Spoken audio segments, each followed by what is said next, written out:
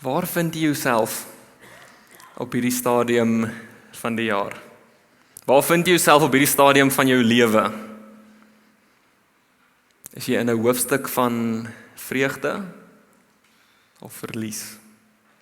Is jy vol energie of lê die lewe jou tans so bietjie lam?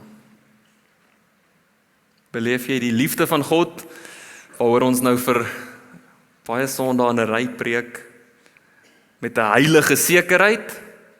Of voel dit alles bietjie soos leë woorde wat in 'n kamer vol twyfel weergalm? Waar vind jy jouself? Hoe gaan dit met jou? Hoe gaan dit met jou gesondheid? Hoe gaan dit met jou lyf? Hoe gaan dit met jou gemoed en jou emosies, jou interne wêreld? Hoe gaan dit met jou siel? Met jou menswees? En dalk moeiliker om te antwoord, hoe gaan dit met jou huis? Hoe gaan dit met jou verhoudings? En hoe gaan dit met al die mense wat vir jou naby hartsmense is? Waar vind jy jouself?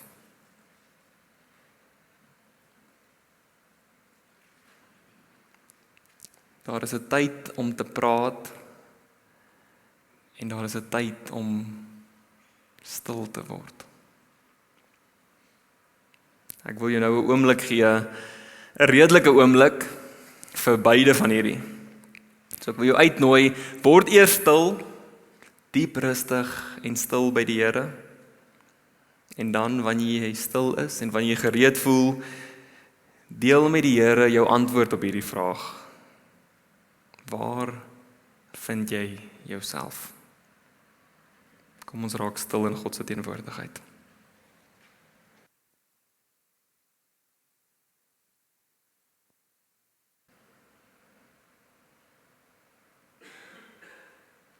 In Matteus 11 antwoord die Here ons: Kom na my toe, almal wat vermoeid en swaar belas is, en ek sal julle rus gee. Neem my juk op julle en leer van my, omdat ek sagmoedig en nederig van hart is. En julle sal rus vind vir julle gemoed, want my juk is draaglik en my las is lig. Kom ons bid saam. Here, ons het 'n diep behoefte aan hierdie juk en hierdie las van U wat sag en lig is. En tog is dit nie in ons daaglikse lewe ons belewenis nie. Ons besef die hardheid en die swaar van die lewe. En Here, daarom as ons nou met mekaar gesels oor dit wat in ons hart aan die gang is, wanneer ons dan ook luister na U woord, is ons gebed, Here, dat U ons werklik in dit alles sal ontmoet, sodat die waarheid van die evangelie, sodat die waarheid van U liefde en genade vir ons tasbaar sal word, werklik sal word. Here, ons het U Gees nodig om ons daarin te lei. Amen. Ons gaan sommer begin met die gespreksmoment rondom 3 vrae en dalk net begin voor die vrae. Deel sommer net met mekaar wat ook al jy nou ervaar het. Jy kan dit in een sin deel of jy kan dit bietjie meer uitpak. En dan die 3 vrae: waar vind jy jouself werklik op hierdie stadium? Dan ook, is jy meer gemaklik met stiltes of met lawaai? En teen watter tempo leef jy tans? Ek gaan julle 'n paar minute gee om hierdie met mekaar te deel en die vrae te bespreek.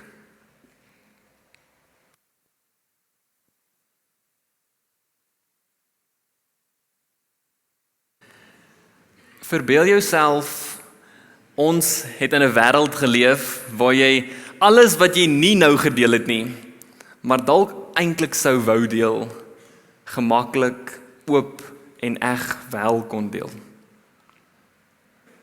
Verbeel jouself, ons leef in 'n wêreld waar ons veilig genoeg, geliefd genoeg voel om alles wat werklik ten diepste hier binne aangaan, eintlik met oorgawe met mekaar te kan deel. En ook met oorgawe te kan luister na wat die persoon langs jou met jou deel. Ek wil jou uitnooi om hierdie hele pakkie Wat ook al jy nou ervaar het, wat ook al jy met die Here gedeel het, wat ook al jy met jou gespreksgenoot gedeel het, om hierdie hele pakkie bymekaar te hou, naby te hou, terwyl ons vanoggend se skriflesing, ons gaan 2 gedeeltes lees, terwyl ons dit lees en beleef hoe die Here ons daarin ontmoet. Hou hierdie hele pakkie lekker naby. Ons eerste skrifgedeelte kom uit Eksodus 24.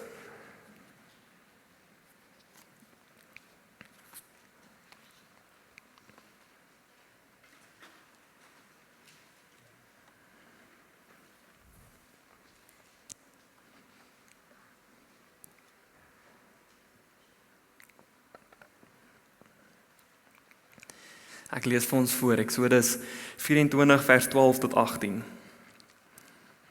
Die Here het vir Moses gesê, kom na my toe op die berg en bly daar. Ek sal vir jou kliptafels gee met die wet, met die opdragte wat ek geskryf het, om hulle te onderrig. Moses en Josua, sy helper, het gereed gemaak en Moses het die berg van God uitgeklim. Vir die oudstes het hy gesê, wag hier vir ons, totdat ons na julle terugkom. Kyk, Aaron en Hur is by julle, en wie ook al regsaake het, kan na hulle toe gaan. Moses het die berg uitgeklim, en die wolk het die berg bedek. Die heerlikheid van die Here het op die berg Sinaï vertoef, en die wolk het die berg 6 dae lank bedek. Die Here het op die 7de dag uit die wolk na Moses geroep. Die heerlikheid van die Here het vir die Israeliete gelyk soos 'n verterende vuur op die kruin van die berg. Moses het in die wolk ingegaan en die berg verder uitgeklim. Moses was vir 40 dae en 40 nagte lank op die berg. Ons lees vir nou net tot daar.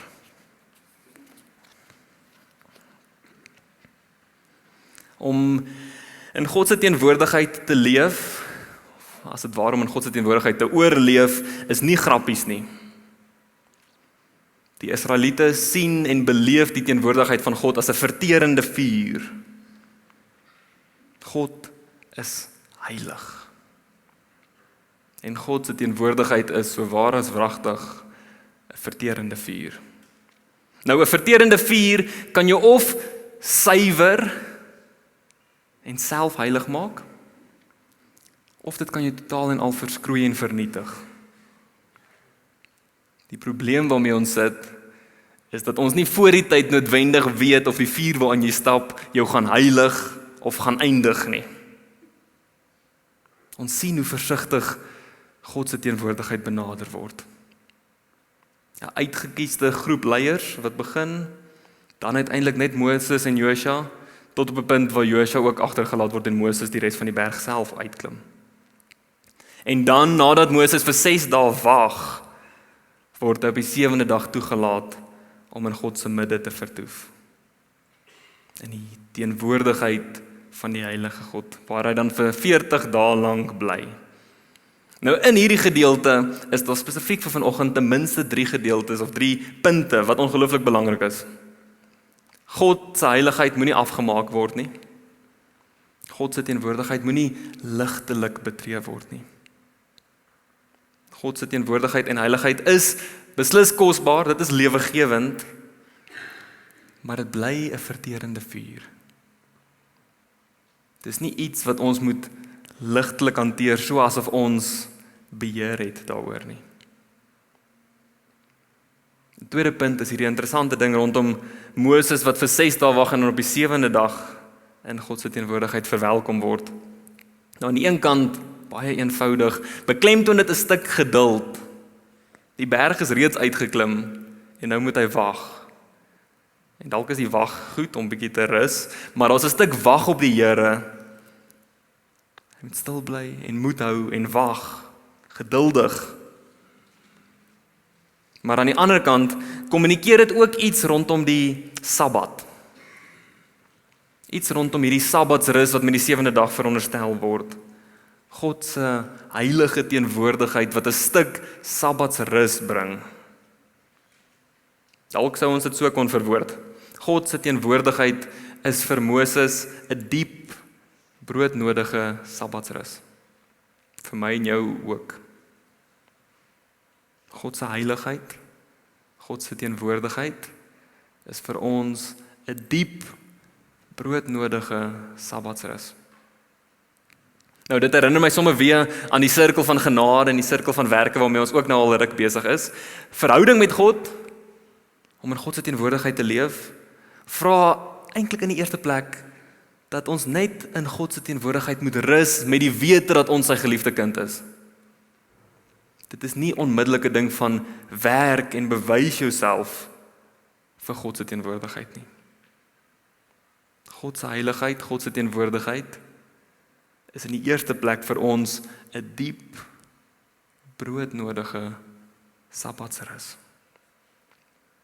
'n derde punt, Moses wat vir 40 dae lank hierso by God bly. Nou miskien is dit letterlik 40 dae, maar baie keer wanneer jy daar in die Bybel gepraat het van 40 dae, is dit eintlik maar net 'n manier om te sê verskriklik lank. So God vertoef vir baie lank by die Here. Nou natuurlik om uiteindelik die instruksies te kry rondom die bou van die tabernakel en die kliptablette. Maar die tydsduur is belangrik. Want God se tempo is dikwels stadiger as ons tempo. God kon sekerlik in minder as 40 dae vir Moses mooi verduidelik, dis hoe die tabernakel moet lyk, hierdie is die wette, okay, gaan verduidelik vir hulle. Maar dit lyk amper asof God hierdie tyd saam met Moses uittrek. En ek is ook daarvan oortuig dat Moses nie hierdie 40 dae om sou wens nie. Dink net wat hy alles moes beleef. Stadige, intieme, heilige tyd saam met God. En in hierdie stadige teenwoordigheid van die Here ontvang Moses dan die kliptablette. Die eerste stel, die wil van God wat aan mense geopenbaar word. En hoekom? Sodat God in die tabernakel in Israel se midde kan leef. So dis eintlik hierdie ongelooflike ding, God nooi vir Moses om in God se midde te kom vertoef, juis sodat hy Moses kan in staat stel om te gaan doen wat nodig is sodat God in Israel se midde kan vertoef. Amper hierdie vaderlike woorde van kom na my toe, kom wees naby aan my, kom wees my geliefde kind, en dan, hier is my wette, hier is my wil, ek wil by jou woon, ek wil by Israel woon, hier is hoe ons dit kan moontlik maak. God nooi vir Moses, sodat God uiteindelik by Israel teenwoordig kan wees. God se inisiatief, Israel is geliefd, ons is geliefd, maar nog steeds bly dit God wat altyd eerste lief het. En so wonderlik as wat hierdie bergverhaal nou ook mag wees en wel is dit in 'n sekere sin 'n blote inleiding. 'n Inleiding tot die heerlikheid wat ons uiteindelik meer volledig in Jesus se lewe en lyding aanskou. Waar Moses een van God se uitstaande teenwoordigers is en so geleef het Moses maar net geleef met die beeld van God wat uitgestraal word. Maar Jesus is soveel meer as net 'n refleksie van God. Jesus is God self. God wat nog meer intiem as die tabernakel in ons midde kom woon, maar wat werklik as mens ons ontmoet en tussen ons kom loop en leef. En daarom lees ek dan nou vir ons 'n volgende teks uit Markus 9 uit vir die wat wil oopmaak. En ek wil jou herinner, as ons Markus 9 saam lees, jy moet jy nog steeds hierdie pakkie van jou naby hou en probeer deur hierdie pakkie na die teks luister. Alles wat jy ervaar, alles wat jy met die Here gedeel het en alles wat jy ook by jou gespreksgenoot gehoor het. Dan lees ek vir ons Markus 9 vers 2 tot 8.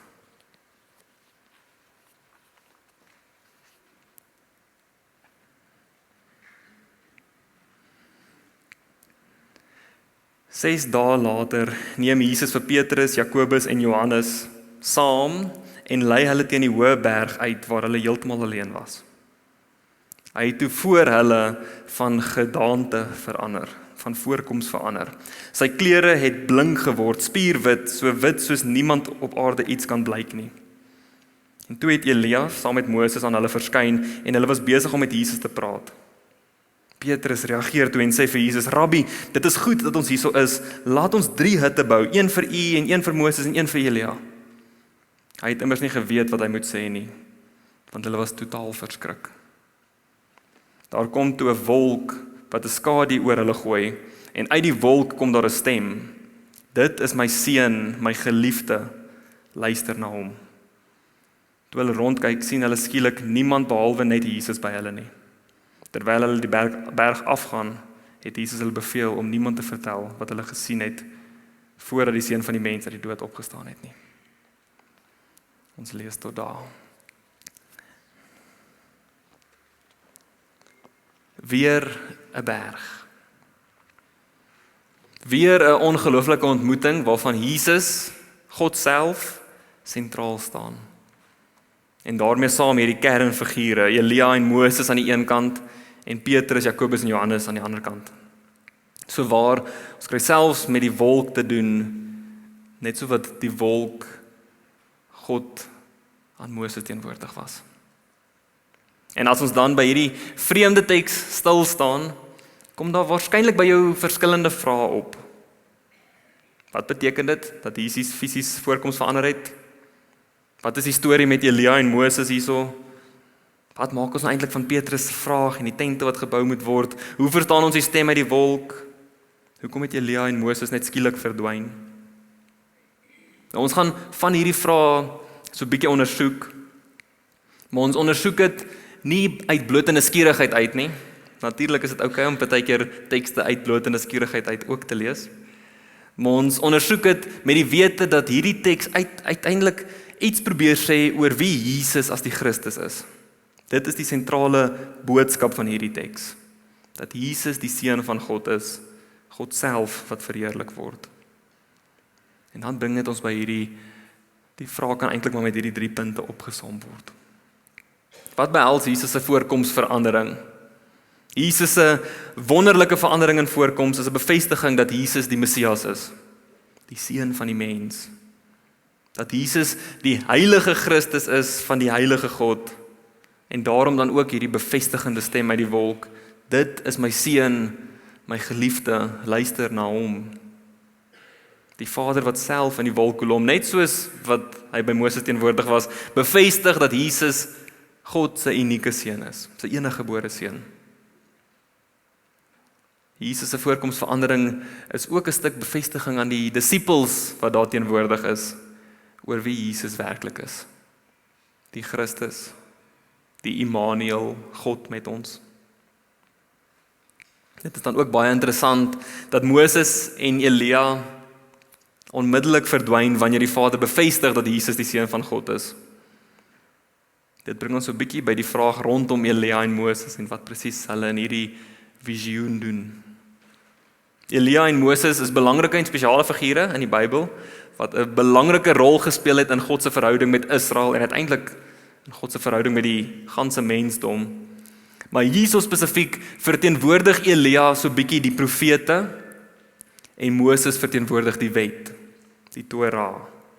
2 verskriklike belangrike dele van die Hebreëse Bybel, van die Ou Testament, wat eintlik maar die fondasie is waarop Israel hulle godsdiens en hulle geloof gebou het.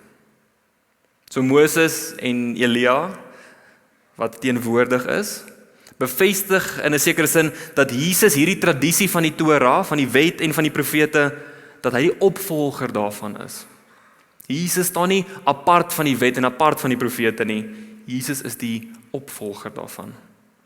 Die een wat as dit ware die profete en die wet na hulle volle reg laat kom.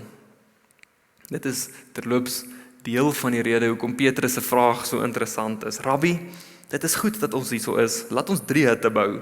Een vir u, een vir Moses, een vir Elia. Dit is deel van hierdie visioen, deel van die behoefte aan die 3 tente, beklemtoon amper iets van hierdie idee dat die wet en die profete en hierdie nuwe bedeling met Jesus apart gehou moet word. Die wet, Moses mooi in 'n tent daarso, die profete, Elia mooi in 'n tent daarso, en Jesus ook mooi veilig apart in 'n 3de tent. Tog gebeur dit nie so nie. Eerder as dat Jesus vir Petrus antwoord, kry ons die bevestiging van die Vader deur die wolk. en dan die skielike verdwyning van Moses en Elia. 'n Bevestiging dat dit alles, dat die profete en die wet in Jesus vervul word. Hulle staan nie apart nie, maar word saamgevat, volmaak saamgevat in Jesus, die dat net Jesus alleen daaroor bly. Jesus bly nie alleen oor, Elia en Moses verdwyn nie, omdat die wet en die profete onbelangrik is nie, maar omdat Jesus die wet en die profete en alles daarmee saam uiteindelik volledig volmaak laat gebeur, tot volheid volbring. En natuurlik, anders as Moses en Elia by name, wat wonderlike mense in diep verhouding met God was, is Jesus meer as dit. Jesus is die geliefde seun van God, God self. Daar is wel nog 'n aspek aan Petrus se vraag, waarby ons nie te vinnig verby moet hardloop nie. Verbeel jouself vir 'n oomblik, jy is Petrus. En jy klim hierdie berg op saam met Jesus. In die afgelope ruk het jy vir Jesus leer ken, jy het vir Jesus begin liefkry, jy het iets begin verstaan van wie Jesus is, nog nie volledig nie, maar jy besef hier is nie net nog 'n rabbi, of net nog 'n profeet nie. Jy het baie naby aan hierdie Jesus geleef en by hom geleer. En dan klim jy hierdie berg saam met hom uit, saam met nog disippels. En ewe skielik vind jy jouself amper in die spasie tussen die hemel en die aarde. Voel dit? Waar jy ewe skielik vir Moses en Elia sien. Nou vir hulle, dalk nog meer as vir ons, Moses en Elia is groot figure. Groot rolmodelle, belangrike mense in hulle godsdiens en in hulle eie geloof. Nie iemand van wie jy net 4 of 5 preke in die jaar hoor nie. Iemand oor wie daar elke dag gepraat sou wees. Jy is in verwondering. Jy is in 'n stuk vreesbevange opgewondenheid en onsekerheid en bewondering. En dan sien jy ook hoe Jesus se voorkoms nou intussen nog verander. Wie is hierdie man? Wie is hy werklik? Die oomblik is heilig. Die oomblik is groot. Te groot. En voor jy jouself kan vang, voor jy die woorde kan terughou of kan terugsluk, hoor jy jouself sê, Rabbi, dit is goed dat ons hierso is, laat ons 3 hutte bou, een vir u, een vir Moses, een vir Elia. Daar's 'n tyd om te praat, en daar is 'n tyd om stil te wees. Daar is 'n tyd om te praat, en daar is 'n tyd om toe te laat dat die Here met jou praat. Dalk was hierdie eerder 'n tyd vir stil wees. Miskien. Maar ons is ook soos Petrus. Bang vir heilige stilte. Bang vir tye en plekke waar emosies en belewenis te groot raak. Ons is veral vreesbevange vir spasies en oomblikke waar ons eie emosies en belewenis groter is as ons begrip of groter is as ons beheer. Ons hou nie daarvan om onverstaanbare, onbeheersbare spasies van emosies te beleef of diep emosies en ervaring in oorvloed nie. Selfs positiewe emosies in oorvloed maak ons ongemaklik. Dan wil ons die stilte breek. Daar is 'n tyd om te praat. En daar is 'n tyd om stil te word. Werklik stil te word. Waar vind ek myself? Waar vind jy jouself?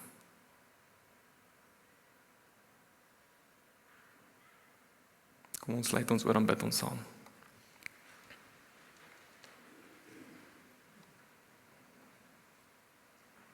Here, waar vind ek myself?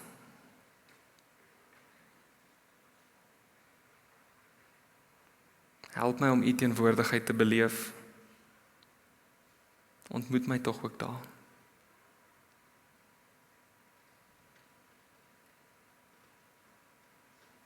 Here, help my om, miskien spesifiek in hierdie lydenstyd, nie weg te skram van my eie emosies en my eie gebreke nie. Ook nie terug te deins van die emosies en gebreke in die mense om my nie.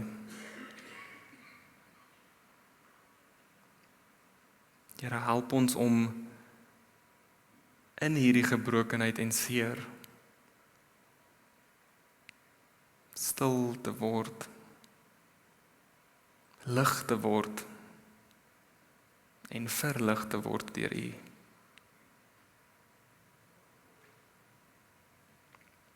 Mag U ons kom toerus en kom help om te onderskei waar ons moet stil word en waar ons moet praat, waar ons moet fees vier en waar ons moet vas, waar ons onsself moet afsonder en alleen wees en waar ons nodig het om verhouding te bou, gemeenskap te bou en deel te wees.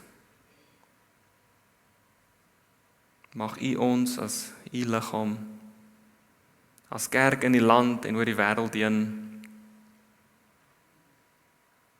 op so 'n manier kom aanspreek in hierdie lydenstyd, dat ons dalk eers sal stil word in die gebrekenheid van die wêreld, maar dat ons dan saam met U aktief sal deelneem aan die selfopofferende liefde wat hierdie gebrokenheid kan kom heel maak. Ons is diep bewus en diep dankbaar van U liefde vir ons. Amen.